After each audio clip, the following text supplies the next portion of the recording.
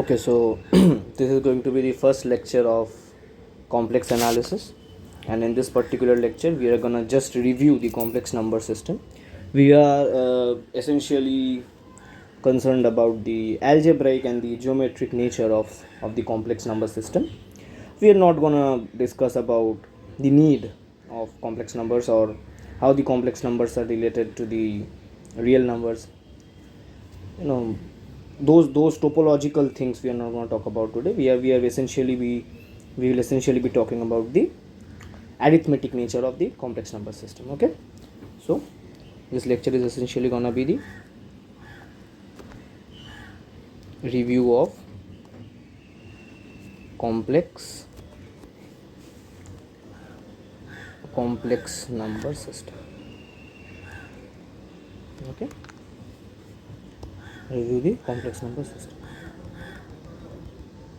Okay, so we essentially denote the complex number set like this, and it is the set of all those numbers of the form x plus iy, where x and y are real numbers, right? Okay, so complex number is a set of all the numbers of the form x plus iy such that x and y are real numbers. Clear? Okay. What is the significance of this I? So this I is basically root over of -1. This I is the root over of -1. Okay. Okay. Now let's check the properties related to a complex number, and then we will be moving on to arithmetic operations on complex numbers, how a complex number forms a field, what is the geometrical interpretation of a complex number, etc. Okay, so properties of complex numbers. Okay, properties of complex number. My laptop is not working well, that's the reason why I am using my phone to make this lecture, so please cooperate, guys. Okay, so let us first define two complex numbers. So let z1 z2 be two complex numbers such that we write z1 as a plus ib and z2 as c plus it. Okay, now we come to the first property. Z1 equals to Z2 if and only if a equals to b and a equals to c, and b equals to d. Okay, next, if any complex number equals to 0, that means both a and b equals to 0. Okay, point number 3, we can essentially represent a complex number in a way of a coordinate system. Any complex number a plus ib can be equivalently represented as a coordinate system of the form ab, and we can plot this coordinate on a plane similar to an xy plane in the R2, and the plane is called an Argand plane. We will be using this concept when we will be understanding the geometrical interpretation. Okay, next we have that these complex numbers, if arranged in the form of a coordinate, the arrangement of this coordinate must be ordered. Okay, what I try to say is that a plus ib may not be equals to b plus ia, so the coordinate representation of a complex number must be an ordered pair. Okay, because the order is necessary. ab and ba might not be same. Okay, point number 4, we define two essential things in the case of a complex number, which we call as a real part of the complex number and as a complex imaginary part of the complex number. So for all z belongs to c such that z is x plus iy, we define the real part of z as x, and we define the imaginary part of z as y. Okay, clear? Okay, next point. Achha.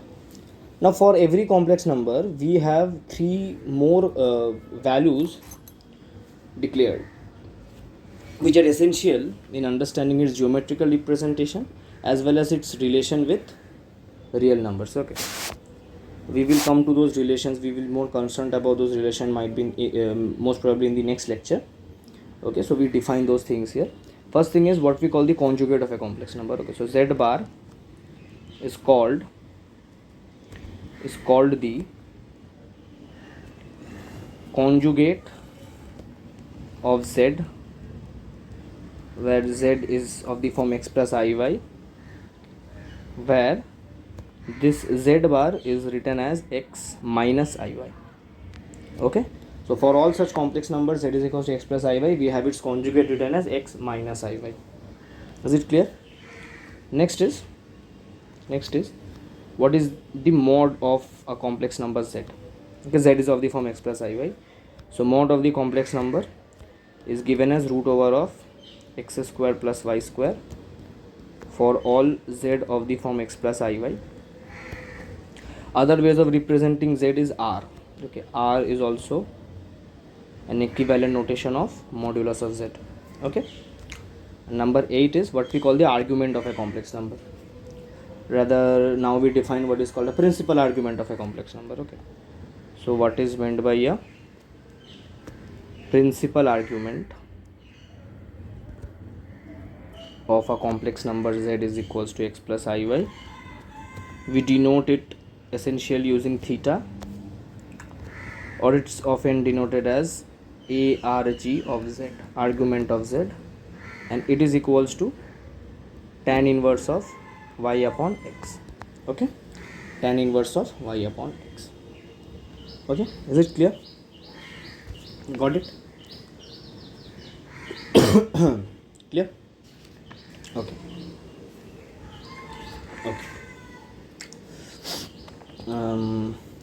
Some more things, let us discuss here only. Point number 9. See, for any complex number z, such that z is of the form x plus iy, we have its conjugate written as x minus iy.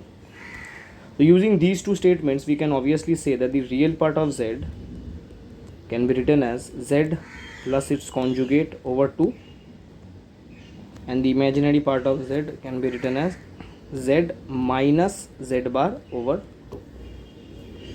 Okay, these two things are clear? Okay, you can essentially check it on your own. Okay, this is very, very trivial. Is it clear?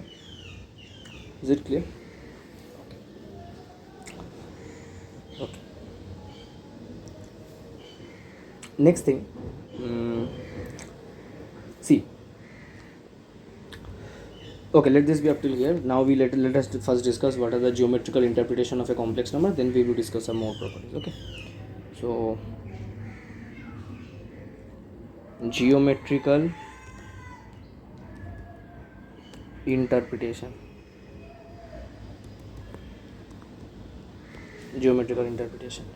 Okay, so basically the concept behind using this geometrical interpretation, let us first see that. Okay, see, in R2, see, in R2 any number xy can be essentially written as x0 plus 0y, right? Okay. Now what we do is that we use a similar concept in case of complex numbers. Okay, see, in the complex number system, any complex number x plus iy can be equivalently written as the coordinate xy, right? As the coordinate xy. Now what we try to do is that, see, this particular representation of xy, we try to change it a bit. Okay, what we do is that we declare a simple transformation. We declare a simple transformation such that any coordinate of this form is transformed to a complex number, this. Okay. Okay. Okay. Now, so using this statement, can we write this coordinate xy as x0 plus I into y0? Yeah, we can do so, obviously. Okay. Or one more thing which we can do is that we can define two axes, two intersecting orthogonal axes, similar similar to the axes, x-axis and the y-axis in the R2, such that the x-axis represents the real part of z and the y-axis represents the imaginary part of z. Okay, so this is one form which we can use to understand the plane of complexes. One more way of understanding is that we define two axes such that one axis represents the real part of z and the other the imaginary part of z. Okay, so if we choose a point from REZ, so suppose we choose x comma 0, this coordinate, from the real part of z, and 0 comma y, this coordinate, from the imaginary part of z. They are orthogonal axes, right? Then we can simply write this coordinate xy in the form of x0 plus 0 y. Okay, so the simple difference between these two is that here we declare a simple transformation where any coordinate of the form x comma 0 is represented in this form. Then we break down the form of xy into this form. This is one way. And another way is we simply define two different axes. One is called the imaginary axis. The imaginary axis holds those numbers with which I is already multiplied. Okay. The difference is that in this case we had initially not multiplied I with the numbers. We had chosen the numbers to be purely real. Okay. While I use the term purely real, let me also define what I call as purely real. Okay. That will also be useful. So let me write it just as a note here. Okay. So Z belongs to C is purely real if and only if the imaginary part of Z is 0. So we can see that in this case the imaginary part of Z is 0.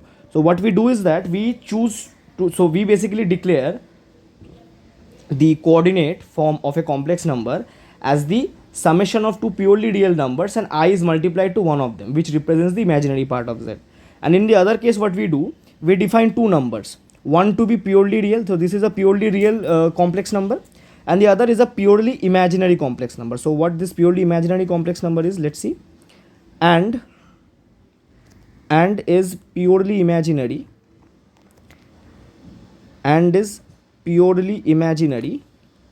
if and only if the real part of Z is 0. Okay, so we can now see what we are doing. So we are representing any complex number in the form of the real part of the complex number projected to the Argand plane, that is the plane of complexes, and the imaginary part of the complex number also projected to the plane of complexes. Okay, so these are the two ways of understanding the concept behind the geometric representation of the complex numbers. Okay, so now let's see it. Okay, so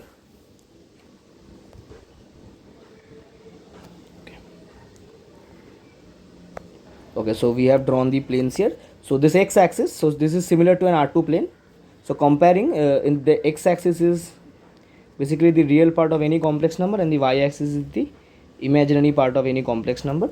So this representation is basically related to this transformation. One more thing we can do to understand is that we can take both these axes to be the real part of any arbitrary complex number, and then what we do is we multiply I with this particular numbers holding in this particular axis. Okay, this is a better way of understanding the concept. Okay, so taken any arbitrary complex number, its real part is plotted in this axis and its complex part is plotted in the perpendicular axis. Now what we do, so if you so any complex number, z is of the form this coordinate xi xy, okay, where uh, so this representation is very similar to what we had done in R2, okay. So this is the x-intercept, we might say as the x-intercept, or rather you might say the distance between the point with respect to its projection on the x-axis and the origin. So this is the real part of z, that is x, right, and this is the y, okay, clear? Yeah, got it. So this is the arbitrary representation of an the representation of an arbitrary complex number. If you, so this is the origin, right? So if you join this point from origin, so this line can be essentially considered as a vector. We will understand the importance of considering this line as a vector later. The distance represented by this particular line is whatever we had said as the modulus of z. Okay, this is the modulus of z. This value is the modulus of z. Modulus of z is essentially basically the distance of that particular complex number from the origin of its Argand plane, okay, and this angle theta is the principal argument. This angle theta is the principal argument, okay. One more thing, if we reflect this coordinate with respect to this real axis, then we get the conjugate, okay. So suppose this is the reflection, let's say this is the reflection, okay. So this represents z bar, which is essentially x and minus y. Clear? Got it? Okay. So in case of z bar, now see one thing we can obviously observe from here is that the modulus of z is same as the modulus of z bar. The modulus of z is same as the modulus of z bar, and the argument is just its negative. See, if this is theta, if we join the line like this, then what is this? This is minus theta, okay, because it is being measured anti-clockwise, and this is r itself, okay. So one more thing we can say from here is that the theta of z bar is negative of the theta of z, okay. Is it clear? These two things are clear, right? Achha, a few more things related to these modulus and the conjugacy. Let us see that. Okay, these things are fairly trivial. We will be trying to understand the background behind these statements, either algebraically or geometrically. We will obviously do so. But at this moment, let me just define the things. Okay. Okay.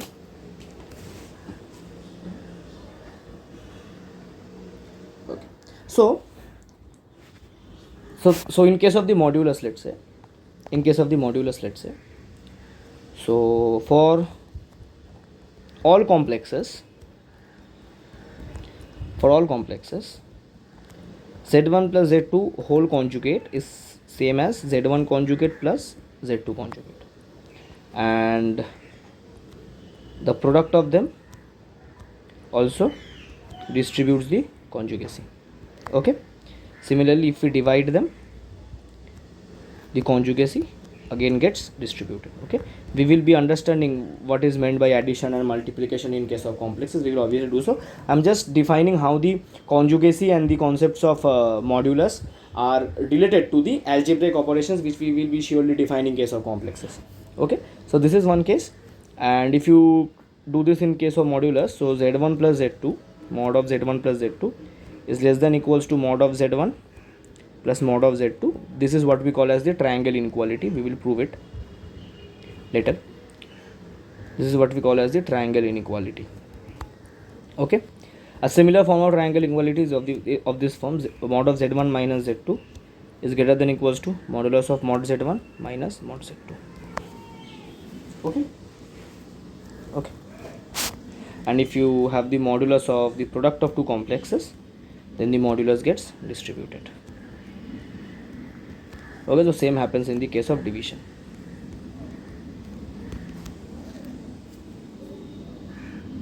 okay. So this is very trivial to understand here also, that z2 must not be 0. Z2 must not be 0, right? Okay. Okay, now let us understand the algebraic operations when applied on complexes. Okay, first thing first, see, we define addition of two complexes as, so for all z1 is equals to a plus ib and z2 is equals to c plus id belonging to complexes, z1 plus z2 is defined as a plus c plus I into b plus d, and z1 into z2 is defined as ac minus bd plus I into AD plus BC. See, you don't need to memorize this particular formula. How you can do is that you can simply use the distribution principle of multiplication. Okay, I'm using that to find this so that you don't need to memorize this. Okay, see, so this is basically A plus IB into C plus ID. So this is AC plus I into BC plus I into AD plus CD, right? Sorry, plus I into BD, sorry, plus I square BD, IB into ID. Yeah, now it's okay. Okay, so this is AC. What is I square? I square is minus 1. So AC minus BD plus I into AD plus BC. Okay, is it clear? Got it. Achha, in case of division, see, so z1 by z2 is basically trivially comes in this form. Okay, now what we do is that, see, yeah, one important thing is any complex number is always of the form x plus iy. Okay, so we need to basically bring this form down to x plus iy form, right? So we can do it by using the concept of rationalization, you might say, something similar to rationalization. Okay, so z1 upon z2, which is written as a plus ib upon c plus id, what we do is that we multiply the conjugate of the denominator to both numerator and the denominator. Okay, so a plus ib into c minus id upon c plus id into c minus id. Okay, so see, this to multiply to become c square plus d square, and the above is of the form ac plus bd plus I into, so this is BC minus AD. Okay, now you can write this in the form of the x plus iy, right?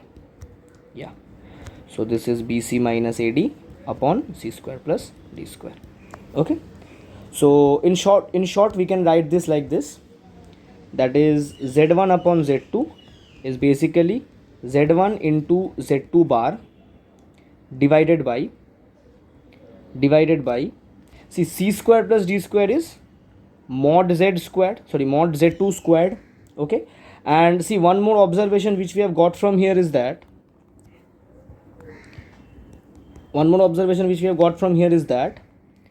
any complex number multiplied with its conjugate is giving you square of its modulus, right? So this is also one very important property relating concepts of conjugacy with modulus. Is it clear? Okay, okay,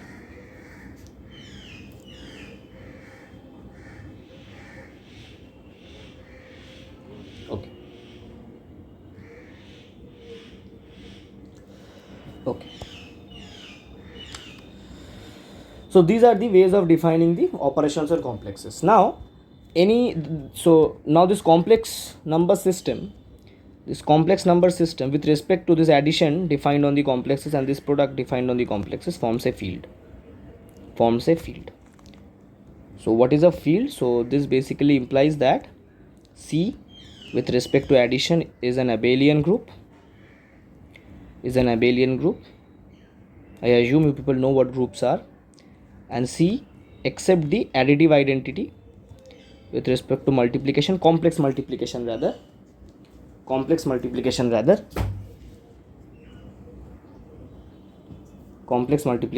is also an abelian group. Clear? Got it? This zero is the additive identity of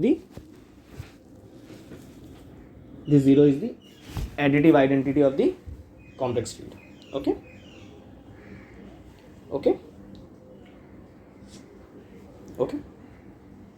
Yeah. So it's a field, it forms a field. Okay, that's why we often refer to the complex number system as a field, as a complex field. Is it clear? Okay.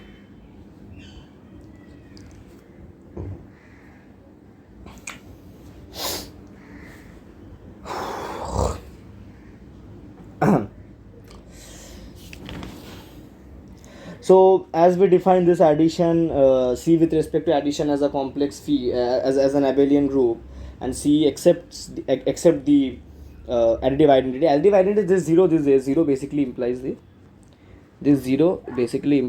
zero number in the complex field. Okay. So this also automatically implies to all the properties of this addition and this multiplication. That is, the addition is associative, addition is commutative. There exists a number which is this, which when added to any complex number gives back the complex number itself, whether you add it from the left or from the right. Okay. Similarly, an inverse exists for all complex numbers, which is very trivial to see, that for all complex numbers z is equals to a plus ib, its additive inverse is minus a plus minus I of minus b. Right? You can try it on your own, that those things are very, very trivial. Okay, is it clear? Okay. Now one more thing to understand from here is that, see,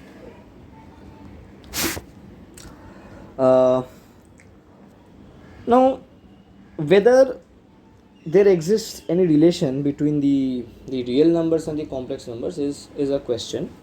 Okay, so suppose we have a function from real numbers to the field of complexes such that f of x is equals to x0. Okay, where x0 represents the complex number x plus I into 0. Okay, so this is obviously a complex number, right? What I'm trying to do is that, or rather we can do it on your way, where this coordinate x plus iy is essentially the complex number x plus iy. Okay, so now if you can check it on your own, that this function f is an isomorphism. This is very trivial to check. See, I'm just explaining the things. I'm not writing the detailed proof. Okay, see, for fx1 equals to fx2, you will have this coordinate coordinate of x1 comma 0 equals to x2 comma 0, which on comparison gives you x1 equals to x2. Okay, and also for all such real numbers x, there exists a function. Okay, so for all such coordinate x comma 0, there exists a real number, a unique real number in the real number system, such that fx equals to x0, right? And also fx1 plus x2 is equals to x1 plus x2 comma 0. You can distribute it to get that fx1 plus fx2. Multiplication will also be happening similarly. You can check it. It is very trivial that to check that f is an isomorphism, which basically implies R is isomorphic to C. Okay, one more thing to see here is that R is completely contained in C, as for all real numbers R, x plus I into 0 belongs to C, which implies x belongs to C, which implies R is contained in C. But I, which is equals to 0 plus 1 into I, it belongs to C, but I does not belong to R, as I square is less than 0, because all real numbers have the property that their square is greater than 0. So this basically implies that R is contained in not equal to C. Okay. One more thing you can obviously find from here, that since we are since the time we are discussing about the geometrical interpretation of the complex numbers, as well as the graphical systems, or the arrangement of the numbers in the case of complex, so you can find a relation between these complex numbers and the R2 plane, right? We are writing the the complex number as an ordered pair of its real and imaginary part. But does there exist any isomorphic function as exists here between R2 and C? What I'm trying to say is that is R2 isomorphic to C? Okay, so try to prove this. But the thing is that answer R2 is not isomorphic to C. The reason is that R2 is a vector space while C is a field. Okay, R2 is a vector space while C is a field. Is it clear? Okay, got it? Okay, so now let's check a few things. See, first thing first.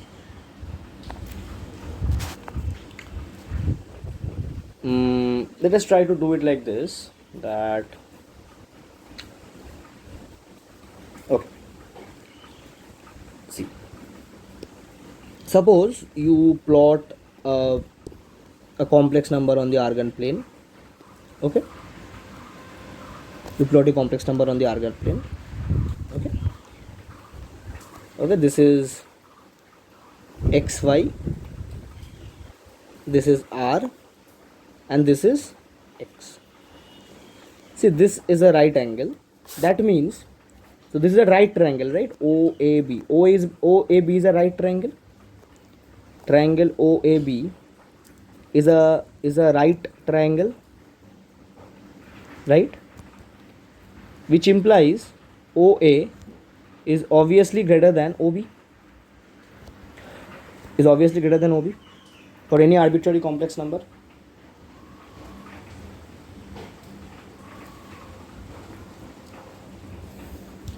Okay, so from here we can say that the modulus of the real part of a complex number is less than, might be equals to, the modulus of z. Equality holds if z lies on the real line, that is if z is purely imaginary, sorry, purely real, right?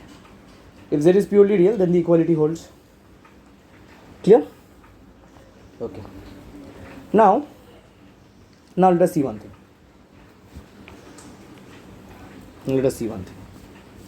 So what we are trying to do is that we are trying to prove this triangle inequality in this case. Okay, so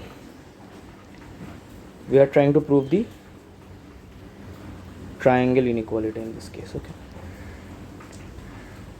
Okay, so for all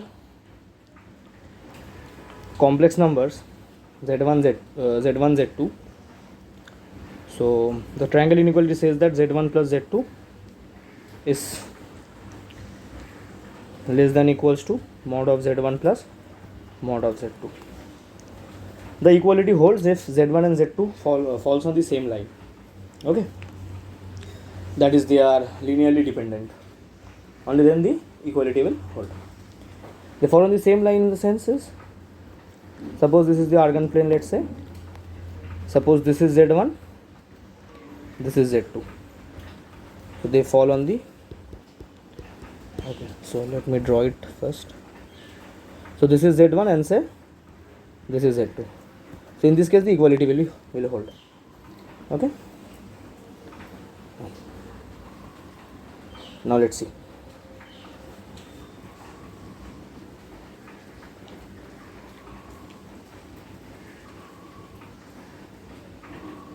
They being linearly dependent, you might say. Okay. Let's see. Now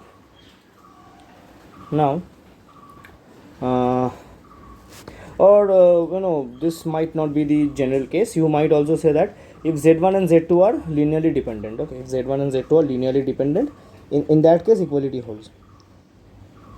If z1 and z2 are linearly dependent, in that case equality holds. Let us see the proof. Okay, let us see the proof.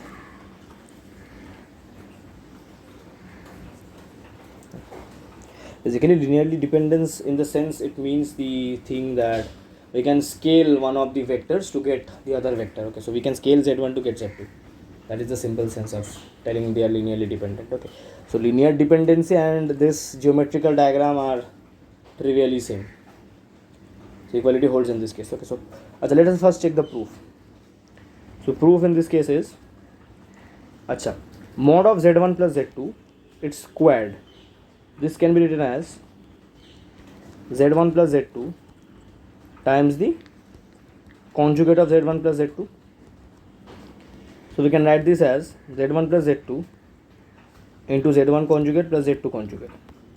Now we distribute the multiplication to get z1 times z1 conjugate plus z2 times z2 conjugate plus z2 times z1 conjugate plus z1 times z2 conjugate. Now these two are mod z1 square and mod z2 square. So this is mod z1 square and mod z2 squared. Okay, and the other half you have is z1 z2 bar plus z2 z1 bar. Now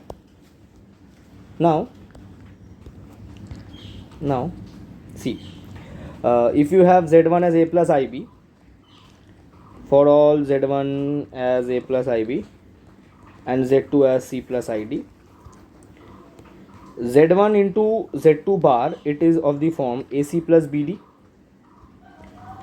plus I into bc minus ad, right?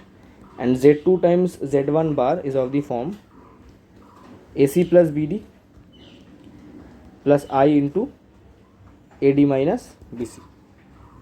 Okay, so if you add them,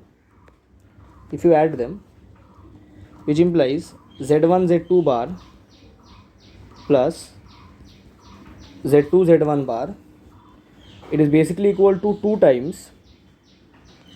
times ac plus bd, which is basically 2 times the real part of z1 z2, right?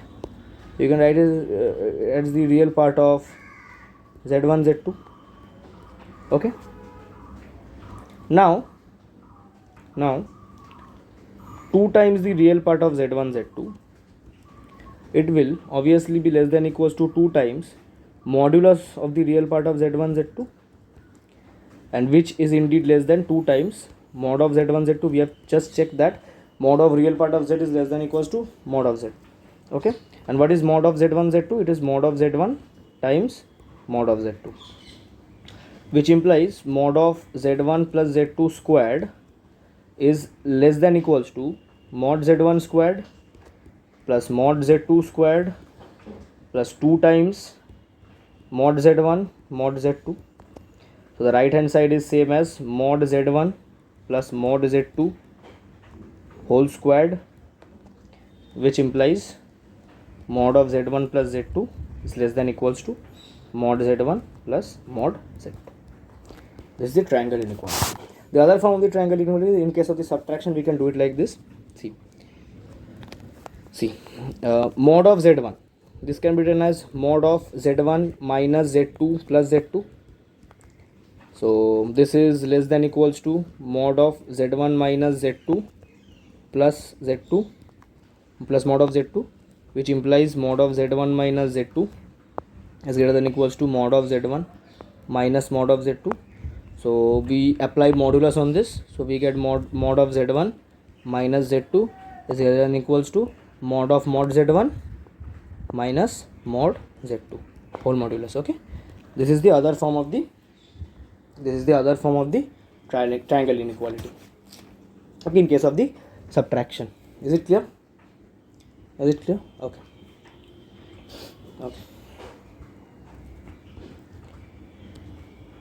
See, using this triangle inequality, you can also check for the inequality which we had derived for the real case. Okay, we can do that with respect to this triangle inequality as well. The reason being modulus of a complex number is same as the modulus of its conjugate. Now the real part of any complex number can be written as z plus z bar upon 2. From here we can say that z plus z bar can be written as 2 times the real part of the complex number. So we can apply modulus on both sides, which implies that 2 times the modulus of real part of the complex number is less than equals to mod of z plus mod of z bar, and mod of z and mod of z bar are similar. So this becomes 2 times mod of z. So this 2 gets cancelled to get real part of z. The modulus of real part of z is less than equals to modulus of z. Okay. The same thing happens for imaginary as well. The same thing happens for the imaginary numbers as well. The reason is, see, modulus of the imaginary part of the complex number is also less than equals to modulus of z. The reason being, mod of z minus z bar is less than equals to mod of z plus mod of z bar. Okay, this is very trivial. This is very trivial. Okay, because z minus z bar is less than equals to z plus z bar. Is it clear? Is it clear? Okay, got it. So okay, so the one more thing I'm just discussing here is the concept of polar coordinates. Okay, we are just discussing the concept of polar coordinates now at the end of this lecture, and in the next lecture we will basically be discussing we will be starting the next lecture with the geometrical interpretation of addition and multiplication of complexes. Okay, so the polar form of complexes. Polar form of complexes. Okay, this is very simple to understand. For all z is equals to xy complex numbers, z can be written as r times cos theta plus I sin theta, where r is the modulus of z and theta is the principal argument of z. Theta is the principal argument of z, and this representation is said as the principal polar form. It is said as the principal polar form. So the reason that we call theta as the principal argument and this form as the principal polar form, the reason is that, see, we know cos and sine functions are periodic. Okay, cos and sine are periodic with respect to period 2 pi, right? Now so cos of theta equals to cos of theta plus 2k pi, where k is, let's say, any natural number along with 0. K equals to 0 gives you the principal argument theta. So this theta is basically the argument of the complex number. Okay, k equals to 0 gives you the principal argument, and the other values gives you the periodic values. Okay, and so similarly sin theta can also be written as theta plus 2k pi. K has the same definition. So therefore we get the general argument of a complex number, which is often written as small a. So small a is equals to theta plus 2k pi.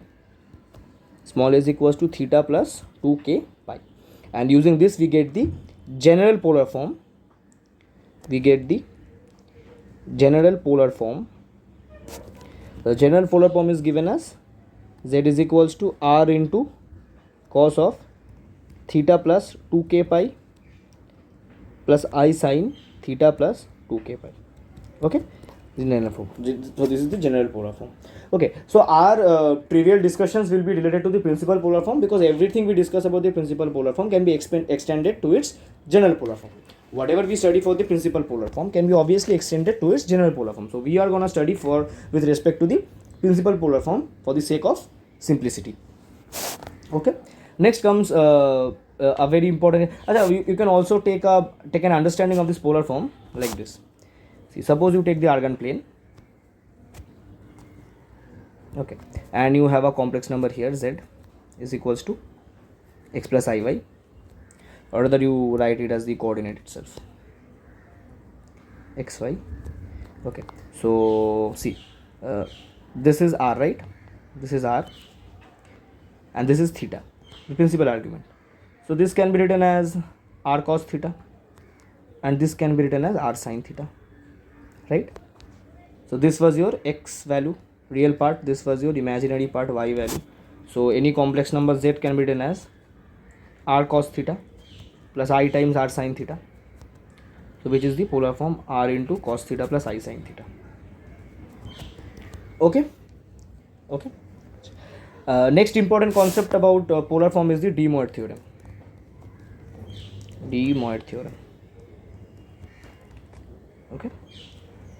And this de Moivre theorem is very important to understand the concepts of nth roots of any arbitrary complex number.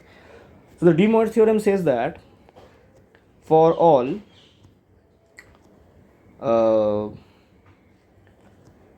possible angles theta,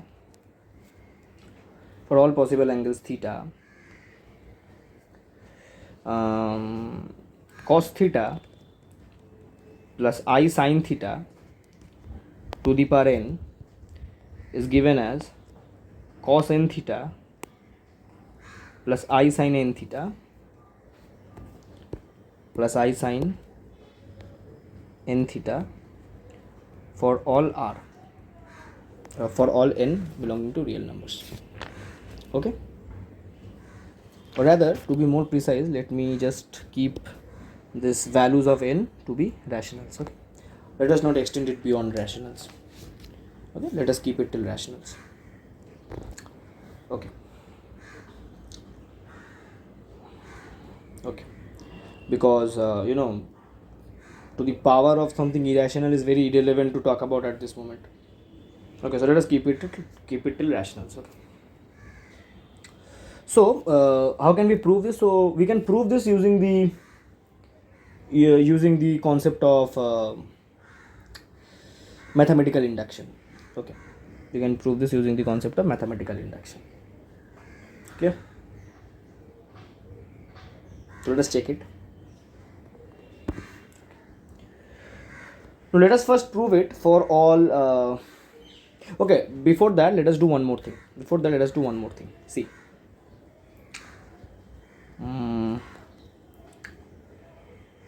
Let us first check what the argument of z bar should be. Okay. So let z be is equals to r cos theta plus I sin theta. Okay. Then z bar. Okay. So if z is of this form, then what is theta? Theta is of the form tan inverse of x upon y, where z can be written as x plus iy. Okay. Now relating to the z, what is z bar? Z bar is x minus iy, which implies if we define theta for z bar, okay, then that is basically minus theta, because tan inverse minus y by x is equals to minus of tan inverse. Sorry, this is not x upon y, this is y upon x. Sorry. Have I done the same mistake previously when I defined what argument is? Let me just check it once. This is a very bad mistake if I had done so. No. Okay, so argument is tan inverse of y upon x. Okay. Right?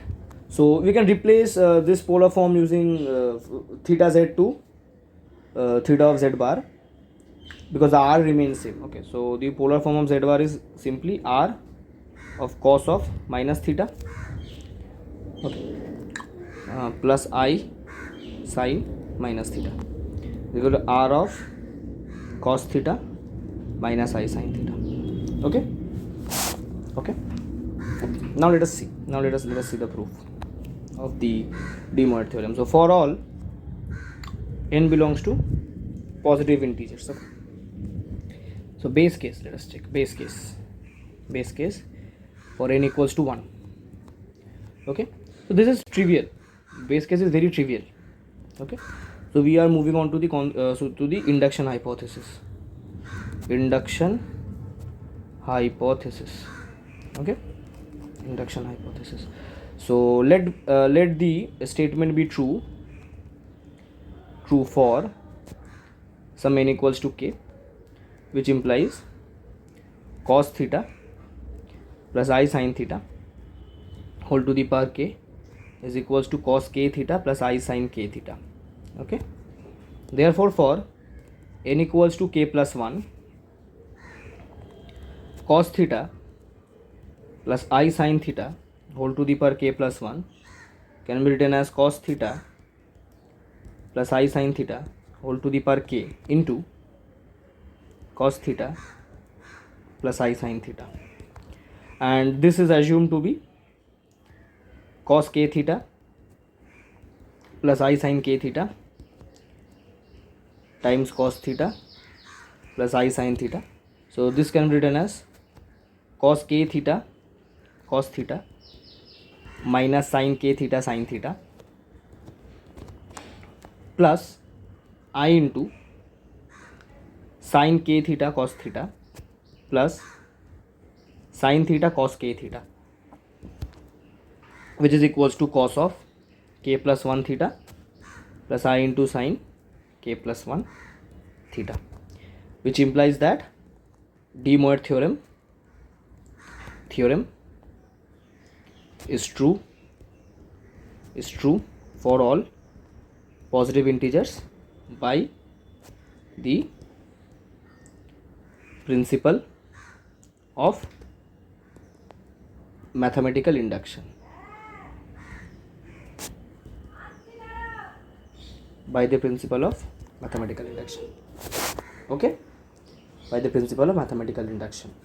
Clear? Okay. Now this statement you can also check to be true for n equals to 0. That is also very trivial. Okay, also true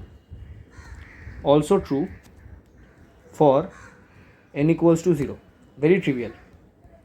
Okay, that means we have checked it for n union 0. Therefore true for all positive integers including 0. Now if n is a negative integer, okay, if n is a negative integer, then that implies there exists some p belongs to positive integer such that p is equals to minus n, and since it is true for phi, since true for p, it is true for n, right? Since it is true for p where p is equals to minus n, right? Since it is true for p, it is also true for n. One more method of checking it, I am doing that also. One more method of checking it is you can check it like this. Okay, that is, if z is equals to r cos theta plus I sin theta, then z to the power minus 1 is equals to 1 upon r. Here you have cos theta plus I sin theta. Rationalizing it, you will get 1 upon r into cos theta plus minus I sin theta. Okay, rationalizing it, you will get 1 upon r into cos theta minus I sin theta. Okay, acha. This is for z inverse. Okay, or rather, now see, one more thing which I missed out here. Okay, see, there was a bit mistake in doing so. Okay, let me do it in a proper way. See, z inverse, which is equals to 1 over z, this can be written as z conjugate over modulus of z squared, right? Yeah, you can check this from here itself. So this is one way of representing it. Okay, so from here can you say that z inverse in the polar form is, see, z bar is of the form r cos theta minus I sin theta upon r square. Okay, so this is more trivial to understand. So this is cos theta minus I sin theta. Okay, now see, the modulus of z inverse is 1 upon r. The modulus of z inverse is 1 upon r. Okay, so from here we can obviously find out the fact that cos theta plus I sin theta to the power minus 1 is simply cos theta minus I sin theta, which implies true for n equals to minus 1, which implies true for all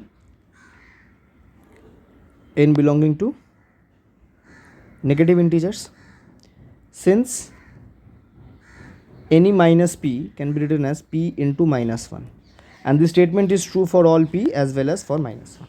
Okay, is it clear? Now it's an exercise to prove or disprove